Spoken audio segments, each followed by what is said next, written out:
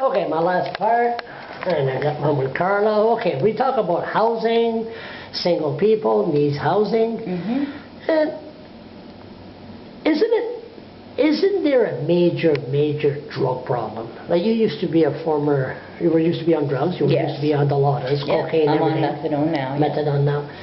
Why is there such a major drug problem with the prescription drugs in this province? I said province. Well, it's just easy to get. It used to be that the people that spread drugs or, dealt in drugs were young people. The younger people that were smuggling it into the country, whatever. But now, the drug dealers, the high up drug dealers that are selling big amounts of prescriptions are older people that get these pills. I wrote that in my blog last week. People thought I was nuts. Older people, citizens, sell their prescriptions. That's right, because they're on, pensions and they don't get enough money, and they may have a nephew, a niece, a grandson, granddaughter ends up telling them, no, you know what those are worth, and so they get into selling them and they get used to having that extra income, and if they have any type of injury at all, it's not much of a problem to get them. But it's mainly, well not mainly, but a large percentage of where these prescriptions are coming from is older people.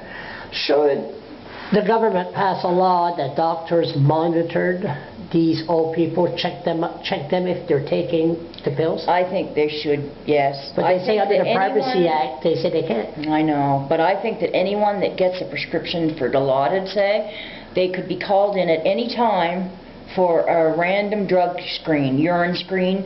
Not, I want you to come in tomorrow, because then they'll just take a pill that night so it's in their urine. Have an agreement. If you get these pills from me, if I call you, I want you here within this day. If you're close, an hour. I want you here. You have to be willing to come here and submit to a random screen. So you think really that is one of the problems? I do. And doctors are legal drug dealers? Pretty much. I hate to say that and get people mad at me, but yeah. Yeah, not all of them, not all of them. No, not all of them. Some people, need these pills, and some people are actually taking them.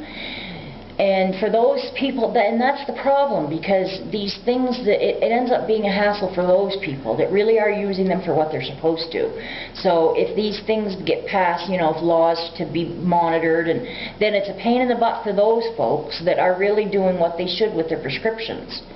So, but there's really no way to make it easy. It's a very dangerous drug, Oxycontin, Dilaudid, all of them, morphine.